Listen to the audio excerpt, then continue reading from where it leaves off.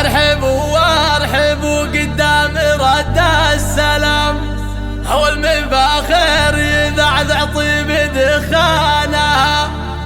مرحبا بالضيوف ويا هلا بالكرام، باسم ام العريس ابدا بعنوانها. لكل جديد وحصري في عالم الزفات والشيلات لكل المناسبات.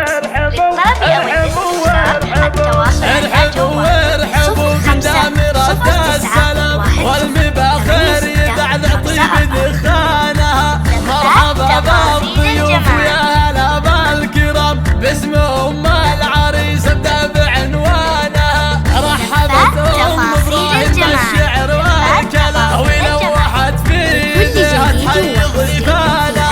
للضيوف النشامه قدر عالي ومقام، وعود ودلالهن تسعد عيانها. بالكرم ام ابراهيم حازت اعلى وسام، والكرم ساسها وورد جدانها. شيخه وبنت شيخ واخت ناس حشام، والاصيله تعلى بالفخر شانها. يوم فرحت ولدها السعد والحظ قام، يا عسى افراحها بطوال ازمانها. والف مبروك يا ابراهيم مهلا الغمام، ليلتك بالسعد رب السما زانها. زاهين بشتك ونورك يزيح الظلام، يا وريث المراجل وانت عنوانها.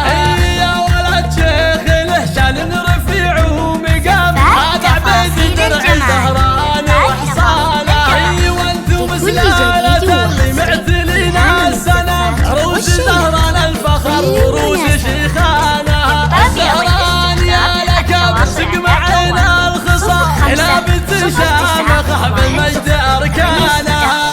ارحبوا وارحبوا ارحبوا وارحبوا ارحبوا وارحبوا ارحبوا وارحبوا. ارحبوا وارحبوا قدام رد السلام، والمباخر يذعذع طيب دخانها. مرحبا بالضيوف ويا هلا بالكرام، باسم ام العريس ابدا بعنوانها. رحبت ام ابراهيم بالشعر والكلام، ولوحت في ايديها تحيي ضيفانها.